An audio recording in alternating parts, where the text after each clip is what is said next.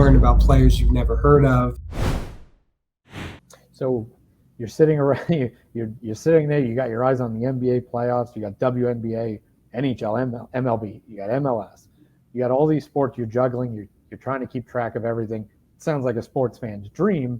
So what's the best part of doing a job like that? Obviously, a difficult job, but there's got to be something that keeps you coming back. Yeah, that's a good question. To be honest, when I first took the job, I would have worked it for free. And actually, as an intern, I did work it for free for 3 months. Don't say that. Yeah, I'm not going to say that now. Don't tell Joe. But it's just you're doing something you're passionate about, you're interested in. I liked a lot of sports, and I liked learning about the history of the sports, and I just liked doing a deeper dive in that. Like the Elias database is on a scope of incredible. It's how much data is in the Elias database. It's more than any public available database. So you're really able to find some interesting facts, learn about players you've never heard of, and just celebrate like the things, for instance, like Shohei Ohtani's doing. Right. Every time he does anything, it's the first time since Babe Ruth. I mean, that's pretty cool.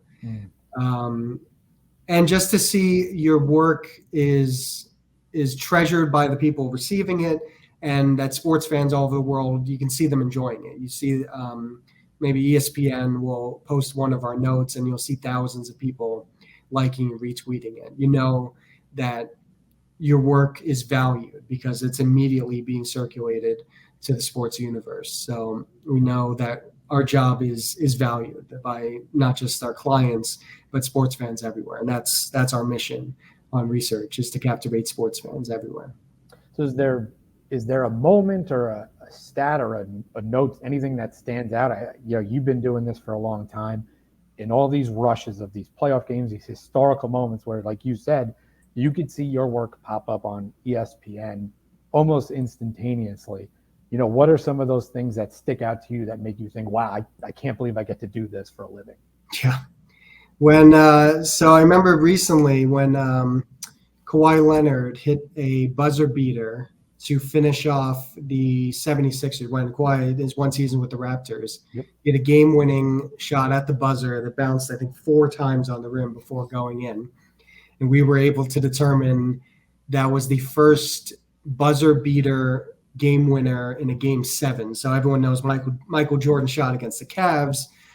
There have been several other. Damian Lillard has hit a couple of walk-off series winners, but Kawhi's was the first in a game 7, and we were able to determine that within minutes of it happening, that it was put out for everyone to enjoy. So that, personally, we had been working with the Raptors that season, so I was engrossed in Raptors statistics that entire season. So I was extremely happy for them. I was actually hoping we would get a couple of championship rings because we had been writing notes for their TV channel all season. One of the most interesting questions I've ever been asked actually came up because of a minor league game.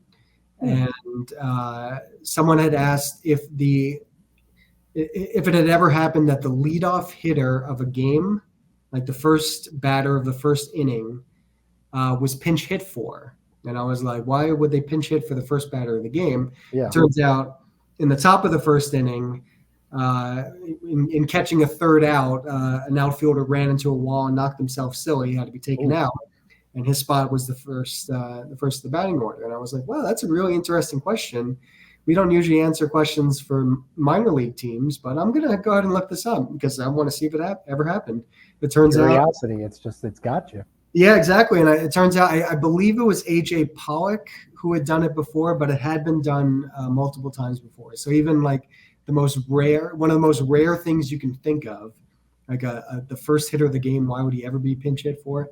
It turns out it has happened. That's kind of the fun part of the job, when you can find things that truly are one of a kind, first time, major league history. It's fun to say things like that. Yeah, it's really cool that you look it up.